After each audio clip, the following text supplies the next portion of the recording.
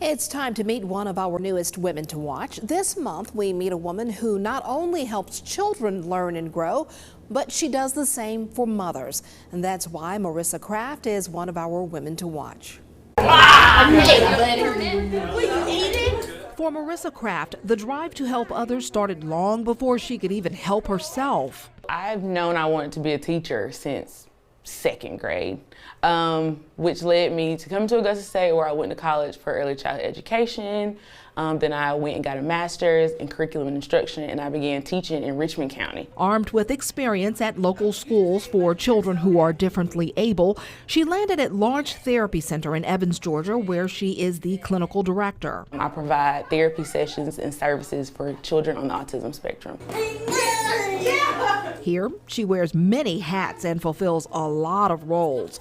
But she says her favorite part of the job pays in smiles and progress. The progress these kids make, like what seems like small minimal changes to society, is really big for us. So seeing a kid say their first word is go, for us that's amazing, because parents sometimes don't even feel like their kids are going to speak. So when we see these changes, that drives my why. That desire to help others succeed has gone beyond her office. It was the force behind the creation of Mommy Me Time. When Mommy Me Time started, I think I had just had the twins.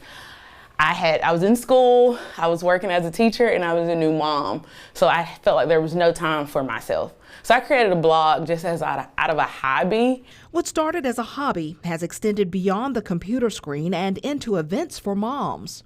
And it is now created into like a blog where I create events for women to be able to come to just escape their regular lives and motivate them to find me time, to find self-care. And self-care doesn't always have to be expensive. It can be something as far as like finding a day to go read a book, go to your favorite park, take yourself out to eat. I've also created from those group prayer journals, merchandise, shirts, sweatshirts. And it's just an organization that I'm trying to create to uplift women to be the best they can be, but also knowing that it's okay to love themselves first. Marissa's help for others doesn't stop there. She has this advice for women who have aspirations to start their own businesses. Sometimes we get too boggled into overthinking it, which I did in the beginning. And if you're passionate about it, it will work out. Even if you don't have all the steps right now, you learn from failure. And as she mentioned, she also sells merchandise for Mommy Me Time. For more information about her organization and to nominate a woman who is using her business to make a difference, and go to WJBF.com. Well, that does it for this half hour, but we have much more coverage you can count on coming up at 6.